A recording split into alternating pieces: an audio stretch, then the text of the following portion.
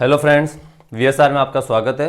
पिछली कक्षाओं में हमने बहुपद, उसके जो कुछ बेसिक कॉन्सेप्ट थे उनके बारे में पढ़ा था। चर अचर क्या होते हैं, बहुपद की घात क्या होती है, और उसी के आगे हम आज पढ़ेंगे शून्यांक के बारे में।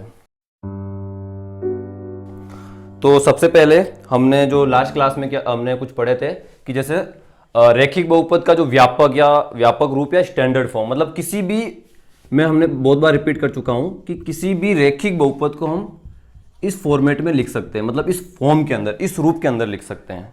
ठीक है, तो शून्यांक का मतलब यह होता है कि आप x की वैल्यू यहां पर क्या रखें कि इसकी वैल्यू 0 हो जाए, तो हम उस x की वैल्यू को इस बहुपद के लिए हम क्या कहेंगे, इसका एक शून्यांक है। जैसे एक सिंपल सा उदाहरण लेता हूं मैं।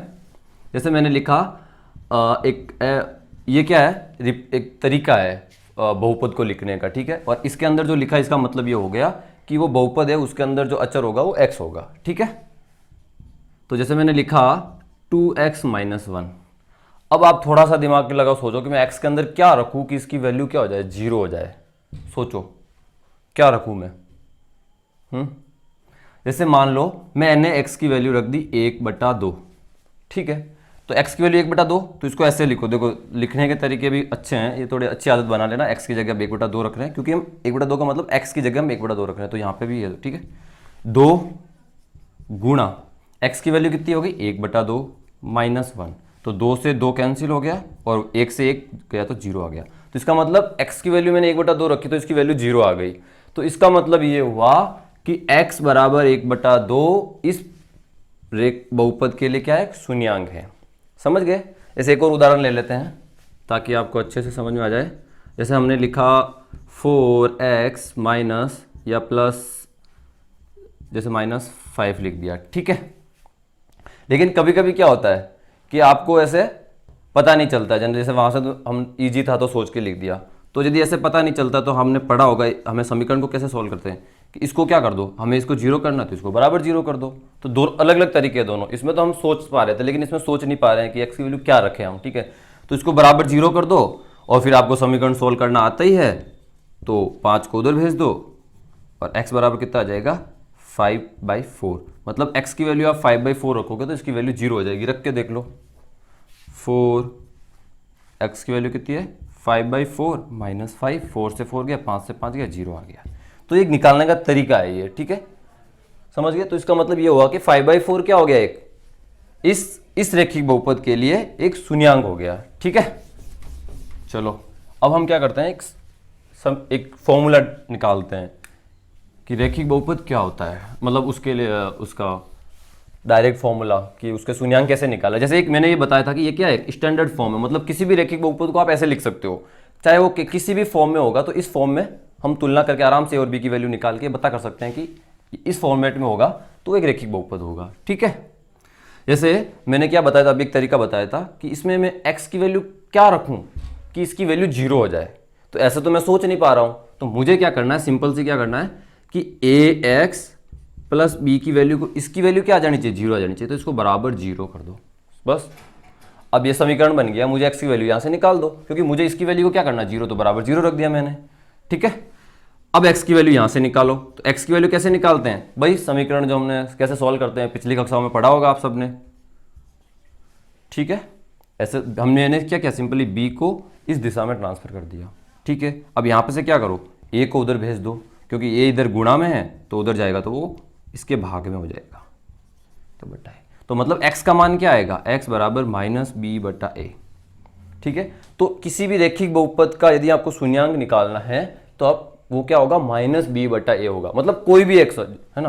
तो इसको हम थोड़ा सा और एक्सप्लेन करें तो -b/a को इसको ऐसे लिख सकते हैं कि जैसे b क्या है यहाँ पर, इस समीकरण के अंदर b क्या है एक्चुअली बताओ, एक अचर पद है। ठीक है, तो माइनस, तो b क्या होगा, अचर बटे a क्या है, अभी बताया था मैंने लास्ट वीडियो में कि a वास्तव में क्या है, यहाँ पर x का गुणांक है। ठीक है, तो a हो जाएगा x का गुणांक। वैसे रटना नहीं है, इसको समझना है। वैसे आप 2-4 क्वेश्चन करोगे तो ये फॉर्मूला याद हो जाएगा, और वैसे आप ये तरीका यूज करोगे तो बेटर रहेगा, ताकि रटने की जरूरत ना पड़े। उसको बराबर 0 करो और निकाल दो। लेकिन याद रखना ये फॉर्मूला किसके लिए, सिर्फ रैखिक बहुपद के लिए, क्योंकि हमने रैखिक बहुपद के लिए इसको निकाला है। तो ये नोट कर लेना अच्छे से कि रैखिक बहुपद के शून्यांक का मतलब कैसे निकालते हैं, ये ऐसे निकालते हैं। चलो हम एक दो क्वेश्चन करते हैं, फिर आपको और अच्छे से समझ में आ जाएगा। ठीक है, इस फॉर्मूले को मैं इधर लिख देता हूँ, x बराबर माइनस बी बटा ए। ठीक है, जैसे हम लोग कोई भी एक क्वेश्चन ले लेते हैं कि उसका हमें क्या निकालना है, शून्यांक निकालना है। ठीक है, जैसे मान लो मैंने एक इक्वेशन ली 4x + 5। अभी हम क्या कर रहे हैं, रैखिक बहुपद के लिए कर रहे हैं। ठीक है, क्योंकि रैखिक बहुपद का मतलब क्या हुआ, जिसकी बहुपद की घात 1 हो। जैसे ये जैसे मैंने ले लिया था 9x - 5। ठीक है, ये ले लिया हमने। ठीक है, ठीक। अब मुझे क्या निकालना है, तो यहाँ पे दो तरीके हैं। एक तरीका तो क्या है, आप सीधा सा फॉर्मूला लगा दो, ये तो आपको यहाँ पे मिल जाएगा, डायरेक्ट फॉर्मूला लगा दो। और आपको मैंने बताया था जो व्यापक रूप होता है वो क्या होता है, f(x) बराबर ax + b होता है। तो इन दोनों को कंपेयर करो, a की वैल्यू इसमें क्या होगी, 9 होगी। इन दोनों को कंपेयर करना है ना, तो यहाँ पे देखो x के साथ क्या a है, तो यहाँ पे x के साथ 9 है, तो a की वैल्यू 9 हो गई। और यहाँ पे b, इसके x के बाद क्या है, -b है, सॉरी +b है, और यहाँ पे कितना -4 है, तो b बराबर कितना जाएगा, -4 है। ठीक है, तो x, तो यहाँ से हम डायरेक्ट निकाल लो गुणांक। a की वैल्यू कितनी है, सॉरी b की वैल्यू कितनी है, -4 है, b की वैल्यू है -4, माइनस यहाँ पे फॉर्मूले में ऑलरेडी है, तो -4 यहाँ पे रख दिया। ठीक है, और a की वैल्यू कितनी है, 9 है, तो यहाँ से हम करेंगे, क्योंकि माइनस गुणा माइनस क्या होता है, हमेशा प्लस होता है। ठीक है, तो x की वैल्यू आ गई 4/9। तो x 4/9 क्या होगा, इस रैखिक बहुपद के लिए एक शून्यांक होगा। ठीक है, तो ये तो हो गया फॉर्मूले से, लेकिन ये मुझे नहीं लगता अच्छा तरीका नहीं है। ठीक है, तो फॉर्मूला कितने याद करोगे, तो सिंपल सा तरीका मैंने बताया था। इसको कैसे निकाला था, वैसे ही निकालना है इसको। हमें क्या करना है, सिंपल सा दिमाग लगाओ कि इसको मुझे करना है 0 के बराबर, तो इसको मैंने 0 कर दिया बस। अब इस समीकरण को सॉल्व कर लो, 4 को उधर भेज दो, और x बराबर कितना आ गया, 4/9 आ गए। दोनों तरीके अलग अलग है, ये फॉर्मूले से निकल रहा है, ये हम डायरेक्ट अपने जो बेसिक मेथड है उससे निकाल रहे हैं। ये ज़्यादा बेटर रहेगा और जल्दी भी हो जाएगा। ठीक है, तो फिर होप्स आप सबको समझ में आ गया होगा कि शून्यांक वास्तव में क्या होता है। मेन यहाँ पे मेरा मुद्दा ये नहीं है, मेरा मुद्दा यही है कि समझाने का शून्यांक क्या होता है, कि जब मतलब x की ऐसा मान जिसके लिए पूरा बहुपद क्या हो जाए, शून्य हो जाए, वो होता है शून्यांक। ठीक है, अगली कक्षा में हम द्विघात के शून्यांक के बारे में पढ़ेंगे। Hope, okay, bye.